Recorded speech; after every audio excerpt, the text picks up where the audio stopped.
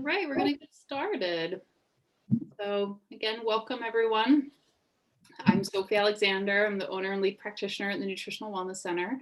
And I'm excited today to be talking to you all about balancing the thyroid.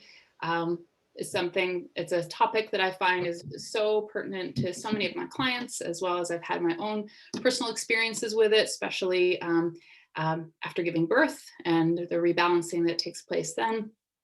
And sometimes when issues start to show up, actually postpartum. And I think, and there's a lot of missing information out there of people not really realizing how to get to the bottom of it. So I'm eager to be going over all of this with you all. Before I get started, just as a general reminder for Zoom talks, it's really helpful if you mute yourself. And if you aren't familiar with Zoom, you can go to me speaking, and in the corner of your screen, there's those three little dots, and you can click on that and it says pin speaker or pin. And that way, just if someone else's speaker does come up, where the computer picks up on it, it will stay fixed on me and the PowerPoint. I'm happy to answer questions as we go, if you can use the chat for that, or I'll also pause at the end to answer questions. So whatever ends up working best. All right. So balancing the thyroid. I do feel that thyroid is overlooked when it comes to hormonal balance, and misunderstood too. So we'll be talking about it. But first of all, we'll kind of go bigger picture and talk about what is the endocrine system. So a lot of folks don't realize what their endocrine system is, right? It's your hormonal system. And there's many players in it. So you have, it starts up in the brain, right? You have your pineal gland, and right in the center, you have the hypothalamus and the pituitary gland, both which make and store hormones and then communicate with other glands lower down. There's your thyroid and the parathyroid, which is on the lobes of the thyroid. You have your thymus gland, your adrenal glands, your kidneys, your pancreas, your ovaries. So they all talk to each other. And all right, my computer, here we go. All right, getting used to my computer and the PowerPoint, so bear with me too. So I love this slide, and I've used it to share with clients just really about the really complex interconnected relationship of the hormonal organs, because our endocrine system is involved in most of our core metabolic function, and thus it's the interconnected communication of all these different pieces that keep us healthy and keep our hormones balanced. So as you can see, we got the hypothalamus talking to the pituitary, and then all these messages getting sent out, right? Messages getting sent to the thyroid, out to the adrenals, out to our gonads. But at the same time, I mean, this will tie into things I'll talk about later, because I mean, duodenum, we're talking about digestion, liver, we're talking about digestion. And so you can't talk about one without talking about the other. There's really no any of these glands or systems, they're not in isolation. If someone says to you, oh, you have things off with your thyroid, you have things off elsewhere too, and that's why the thyroid's off. And we just have to figure out what's the underlying reason of why this interconnected relationship has gotten off. So as I mentioned earlier, I feel like the thyroid is often underlooked and misunderstood in terms of not only how important it is to health, but also why it's not functioning optimally. I have so many clients who come to me saying, you know, I'm dealing with my hair is falling out, or my skin's really dry, I'm constipated, I'm having a hard time losing weight, describing a lot of symptoms that are tied to hypothyroid. But then they say to me, I've been to the doctor, they ran my blood work, my TSH, which stands for my thyroid stimulating hormone, is normal, or it's within normal limits. So the doctor says, you know, nothing to be done. Or so many women are told, oh, you're depressed, or, you know, it's in your head. And we find with the nutrition response testing, no, absolutely, things are under functioning. And it's then about what we call subclinical hypothyroid, and we go about figuring out how to rebuild it and how to support it. So yes, a healthy thyroid is crucial for thousands of important functions in your body. So as I mentioned earlier, metabolism and weight regulation. A lot of people don't know that keeping your cholesterol levels within a healthy range thyroid plays a big role with that. Mental clarity, regulating sleep patterns, heart function, your digestion and assimilation. And of course, hormonal balance includes maintaining healthy menstrual cycles, fertility, and pregnancy. Having the thyroid just right and supported well has actually been a big player for any infertility cases that I've had the joy of helping people get pregnant. All right, so as I was saying, that the thyroid is so interconnected to these other systems, and two huge ones that I see in clinical practice are the health of the adrenals and the health of the liver. So your adrenal glands, for those of you that don't know, are little glands about the size of walnuts that sit on top of your kidneys, right? And they help regulate so many functions of the body. They regulate metabolism, immune response, blood pressure, blood sugar. They're most known though for your response to stress. They send out stress hormones. But the thyroid and the adrenals, work really closely together to supply essential hormones and deliver them where they need to be throughout the body. But when your adrenal glands aren't producing enough hormones, or they're producing too much, especially in the sense of stress hormones, right? A big imbalance that I see is someone who is dealing with a lot of stress in their life, and the body is then caught up in that fight or flight, go, go, go, always stress handling mode. And so the body's sending out a lot of adrenaline, producing a lot of cortisol, which are stress hormones.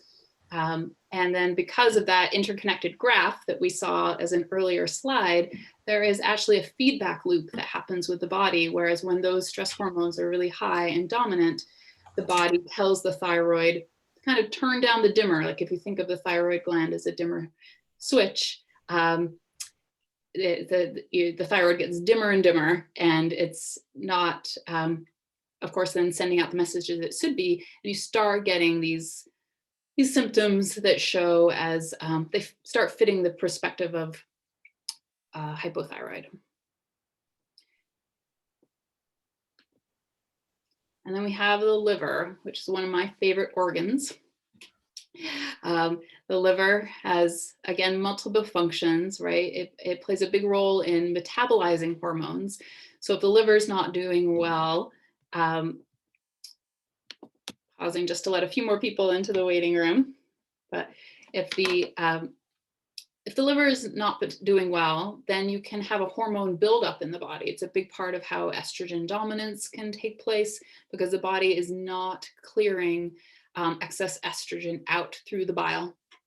And there's a lot of congestion with the bile. And then the hormones remain in circulation in the body. And then all the feedback mechanisms that the body responds to for how many hormones it has circulating gets thrown off. The liver plays a big role in detoxification as well. It's a storage unit. Whenever we have excess glucose in the body from our diet, it gets stored in the liver as glycogen. And then once we're not eating and we've run out of blood glucose in the blood, the liver starts breaking down that glycogen again. Liver also plays a big role in thyroid metabolism.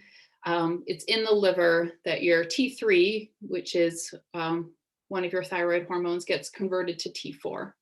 And so T4 is what we utilize, right? And but if that conversion is not happening properly in the liver, then again, the numbers will be off.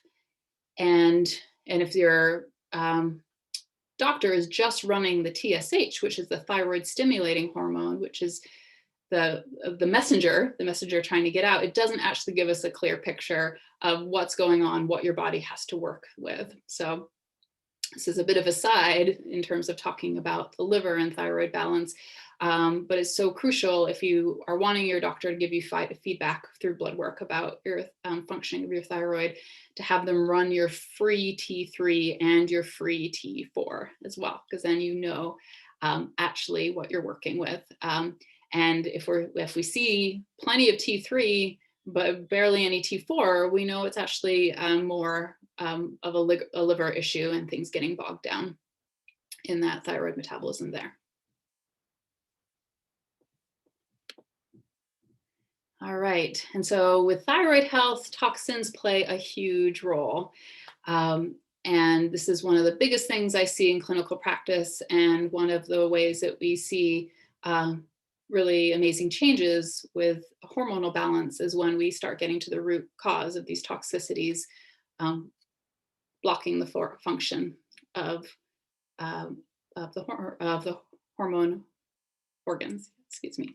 One of my favorite cases is with a client who was 6 years and she couldn't get pregnant. And we started working together, and we found a lot of toxicities in the thyroid gland. And as soon as we started moving those toxicities out, I mean, she was a little surprised, but she was pregnant in 6 weeks, and that was, amazing. So let's talk about fluoride. So fluoride is, in my experience, plays a role in hypothyroidism. It's in many water supplies. The chemical structure of fluoride is very similar to that of iodine, and so it can displace iodine and sneak into its receptor place on the thyroid and block thyroid hormone from getting formed. Same is actually true with chlorine. Has a very similar structure. And so drinking water is a big issue, especially if you suspect anything with thyroid health. And if you're on city water where they're adding chlorine and they're adding fluoride to the water, and thus getting a filter that will clear those things out is crucial. Bromide, also similar mechanism of blocking the thyroid function. Bromide can be found in many types of bread and baked goods. They're made with brominated flour. It's used in making fumigants and dyes and flame-proof agents. So it can be in your couches, it can be in some clothing. It's used in certain water purification compounds and sanitizers, agents for photography. There can be some in vegetable oils, and it's used as an emulsifier in many citrus flavored soft drinks. So it's around. I was even listening to a lecture recently that was telling me that it's on a lot of brand new, gosh, sorry, my children are yelling in the background. I hope you don't all hear that. It's on a lot of new things like your new laptop or your new cell phone, right? And so when you're touching them and starting to use them, you can get bromide on your body. All right, and mercury is also a big contaminant that I pick up a lot with my work with nutrition response testing, and see connected a lot with hormone imbalances and particularly thyroid dysfunction. So mercury is high in many fish, including tuna, but it's broader environmentally than that. I mean, I've had clients who've I haven't had tuna in years, and they still are dealing with mercury issues. It can be in their teeth if they're of a certain age where they have had amalgam fillings. There's multiple ways that it can accumulate environmentally, unfortunately. When I first ever got scanned with nutrition response testing for the first time, which was about 12 years ago now, my first test, the main issue was mercury. And I'm very fortunate. I've never had a filling and didn't eat a lot of tuna. So it was one of those things where, it accumulated somehow, right? And the biggest thing about it is to work on clearing it out. All right, and then we get into the broader broader topic of environmental toxins, which can damage the thyroid. It can recruit antibodies to attack the thyroid. Can be an underlying cause of autoimmune thyroid disease complications. By environmental toxins, I mean, I'm referring to things like plastics and industrial plastics, pesticides. There are over 80,000 chemicals in use in the United States, and very few have been studied in terms of human safety, particularly in things like personal care products. There are only 30 chemicals banned for use in personal care products in the United States. And so a great resource that I point people to is the Environmental Working Group, and their website is ewg.org. And I love their resources that they provide. Every year they put out a list called the Clean 15 and the Dirty Dozen. And the Clean 15 are the fruits and vegetables that are the least sprayed, so that you can buy them not organic and not have a high pesticide load, versus the Dirty Dozen, which are the most heavily sprayed, and thus you should buy organic. And it's really a great way to, if you're not someone who's aware of those things, or not sure, where to put your dollars towards organic, it can really customize that. And it also has a database called the Skin Deep database, where you can search your personal care products and get their ratings for toxicity level. You really want to be using personal care products that rate at a 1 or a 2 on their scale. And it can be shocking, as you start to look through your medicine cabinet and your bathroom and realize how many ways you are getting more environmental toxins. And because our skin is our largest organ, we do absorb everything that we put on our bodies, and it starts accumulating and creating dysfunction. I did forget to say at the beginning that I'm happy to send these slides to you as well. So you don't have to be furiously taking notes. If you want this data, happy to email it to you.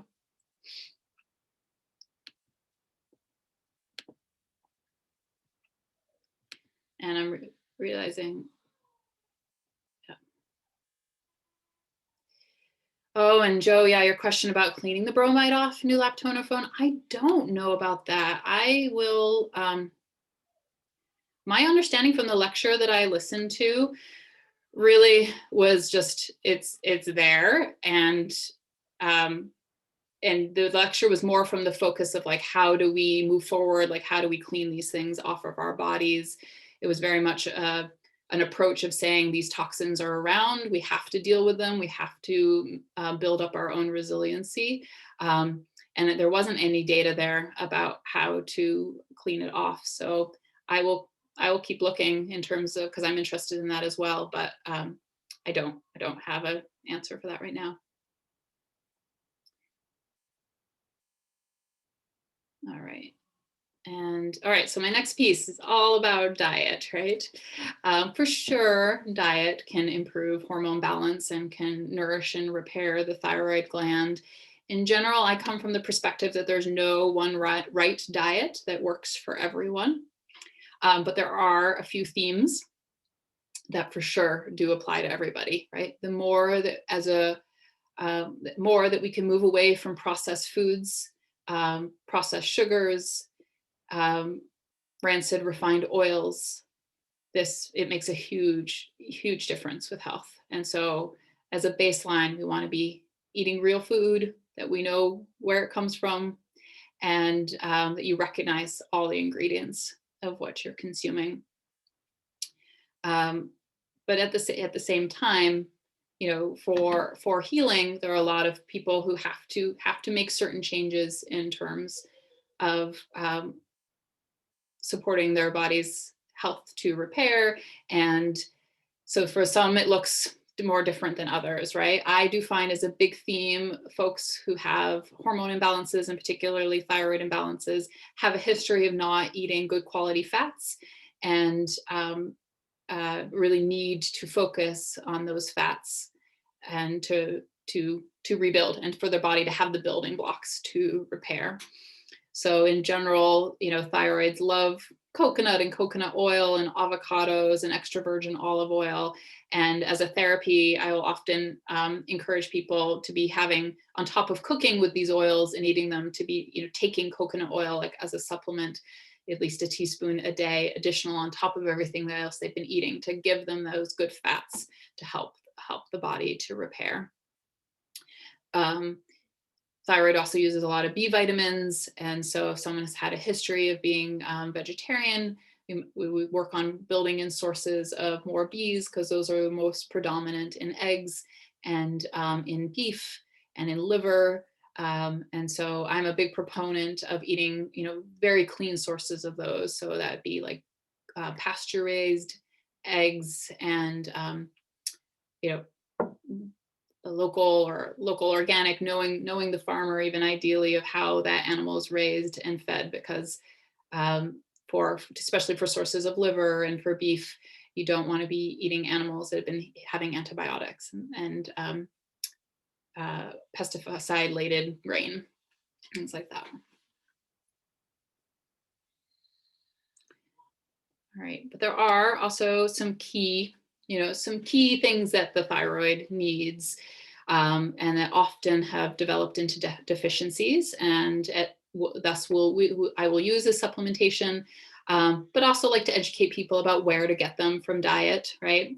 So here we have iodine, and a lot of people are like, oh, well, we have iodized salt. I'm getting enough. But salt is a big topic in of itself. I highly encourage people not to have table salt that's been infused with iodine, because that salt has been bleached and it's been stripped of all the other trace elements that are needed in the body to run multiple functions. So I recommend that people have mineralized salt, like the brand Real Salt, which comes from an ancient salt bed in Utah, or pink Himalayan sea salt. Thus the body is getting a whole broad mineral spectrum from that salt and can utilize what it needs. But those types of salts are not high, particularly in iodine. So and then need to know where else to get it from the diet. So iodine is most predominantly in fish and in seaweed and in shrimp. It's in dairy products too. So, grass-fed cultured butter can be a good source of iodine. It's in eggs as well. But if someone is iodine deficient, or had many years of chemicals blocking those iodine receptors, right, and the thyroid just desperate once we start moving those chemicals out, and we need to be applying the body with extra iodine for the thyroid to recover, then we will supplement with it. Zinc and selenium are two minerals as well that are often deficient, and we use to nourish the thyroid. Zinc you can get from eating oysters, from red meat, chicken and beans, from nuts, and from pumpkin seeds. But I do find often people don't get enough, even if they're consuming a diversity of those things.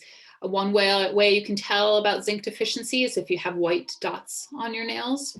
Nails can tell a lot to you about mineral balance if you have ridged nails or nails that break easily, but the white dots are specific to zinc deficiency. And then selenium.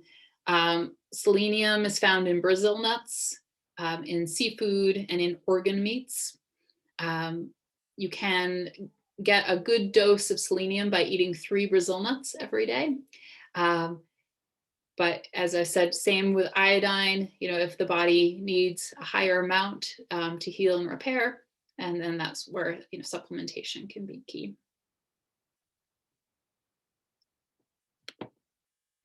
All right, so there's a lot of questions about soy when it comes to hormonal balance in general, and then particularly about thyroid health. And one of the big issues I have with soy is that it's everywhere in a lot of processed foods, and usually that quality of soy has been treated with a lot of pesticides. And so I, in general, encourage people to avoid soy just for that reason alone. But dietary soy products also contain isoflavones, and they can inhibit the action of thyroid peroxidase, right? So that's required for thyroid synthesis. And so, yeah, some worry that dietary soy may boost the risk for hypothyroidism. And I definitely have seen that. I've seen it just in the sense because people are over consuming it. And it's in their protein bars, or they're trying to avoid dairy for different reasons. And so they're having soy milk, that it's in the crackers that they eat, or yeah, any processed foods that they're having, and the body is overloaded, and particularly with soy oil, which is in a lot of salad dressings, even salad dressings that you look at the label and you think, oh, that looks good. It's a nice balsamic vinegar, and you flip it over, and soy oil is the first ingredient. Fermented soy is what has been used in more traditional cultures. And so that's tempeh and that's miso. And with bodies that are totally overloaded with soy, we just pull it out completely and take a break. But the ones that I find people can tolerate are the fermented ones.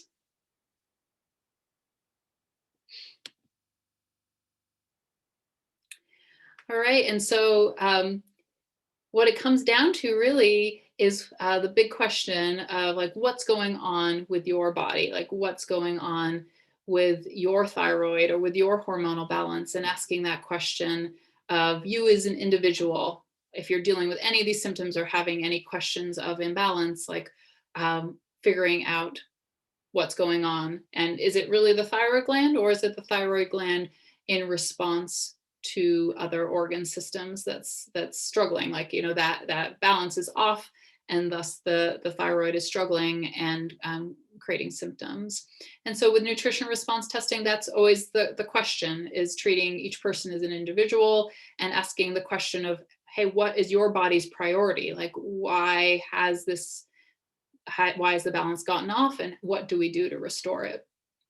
And so I think a lot of you that I'm speaking to today, you know, are all current clients, and these are things that we may already be addressing. And hopefully you took some new tools from this of like how you can further support your healing. But if you are not currently a client, I'd highly encourage you to come in for initial assessment so we can begin this process of seeing whether or not you benefit from the work that Fabiola and I do, and how, if we are the right place to help you get to the bottom of the imbalances that you're experiencing. All right, is there any questions as I went through everything there then that already came up? Because that's everything I have to share so far. But I tell you, I can talk about these things for hours, but it ended up being more prompt than I thought it would be at 30 minutes. So I'm happy to chat more or handle personal questions if anybody has any.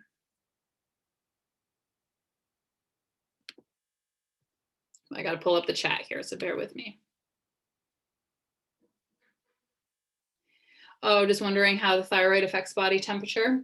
Yeah, the thyroid, that's one of its functions. So it's mostly experience it when it's off, right? People can feel super cold. It's a symptom of thyroid underfunctioning if you have very cold hands and cold feet. And but then when the interaction of the thyroid and the adrenals can be a big role of why women are experiencing hot flashes when going through menopause, and yeah, having that dysregulation as well. So it's yeah, I mean, it all just comes down to how the how the messages of the different hormones that regulate our body temperature get communicated. Yeah, so people don't have thyroid trouble, how to avoid it. In general, Working on toxicities, I would say, is one of the biggest ways, like cleaning up your own, your lifestyle in terms of sourcing of food and sourcing of personal care products, and eating a lot of cruciferous vegetables. Cruciferous vegetables are the category of your kale and Brussels sprouts and broccolis and cabbages. And they are all really helpful with helping the liver to clear out excess hormones and clear that out. So then I think the best ways to keep a liver happy is to keep a thyroid happy, is to keep your liver happy.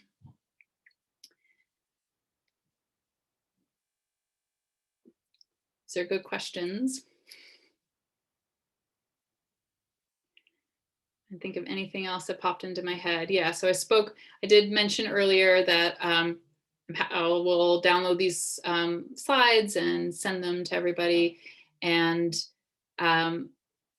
also, yeah, that the big thing about blood work, I think that's a question I get a lot, right? Because it can be part of a standard, like, you say to your, do you say to your doctor, oh, I'm wondering about my thyroid, or, I'm having trouble losing weight, or I'm dealing with dry skin or brain fog, or feeling really sluggish and fatigued, then the doctor will run your TSH, but that is just a small window into what's going on with the thyroid. And we really want to run a full thyroid panel if you want to have more insight to what's going on there. Thyroid issues in men. I do see thyroid issues in men. I work more with women in general, which is just why I speak about that just more off the cuff in terms of sharing client experiences. And I have seen thyroid problems as a result of Lyme disease. That was the question. Do you see thyroid issues in men, and have you seen thyroid problems as a result of Lyme disease?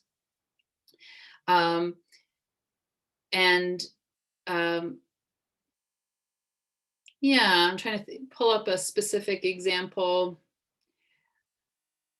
I don't have like a neat case study to share.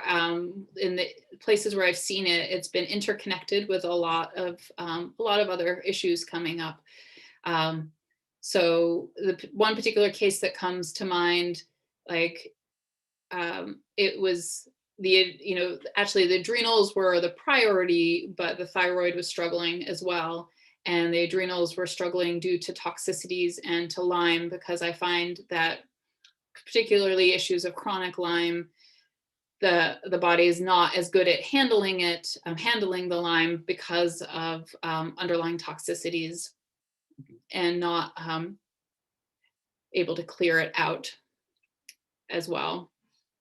And then it can depend too on how chronic the Lyme is, whether it's been handled, whether it's known to have been an issue, or it's just starting to show up in these other symptoms that are not as obvious.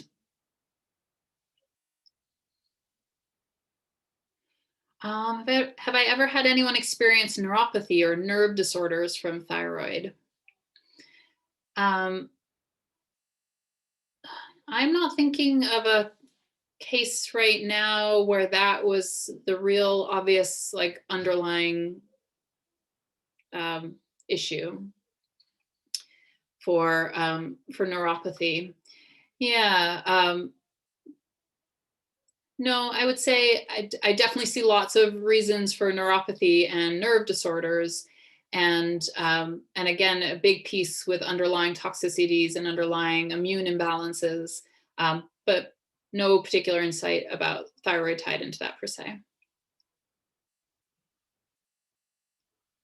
And another great question is, there routine blood work should people ask for to monitor for thyroid if they're not experiencing a thyroid imbalance, but to ask for it their yearly physical or things like that. So yeah, it's another good question. Well, for blood work, at least for me, like not having great health insurance, like one of those like crazy high deductible plan things. blood work is kind of expensive and it comes out of pocket. So I don't personally run these things on myself, but if someone has access and it gets paid for, then it's running the TSH, which is the thyroid stimulating hormone, the T3 and the T4, but then also the free T3 and the free T4, and then the antibody test, which gives tests for Hashimoto's. And that's a really great complete thyroid panel. And it's just, whether you can get approved for it to run. And if there's any inkling, like if the TSH is off, which is often more standard to be run, then of course running that more complex pattern. But if you're able to run all of that regularly, that's fantastic.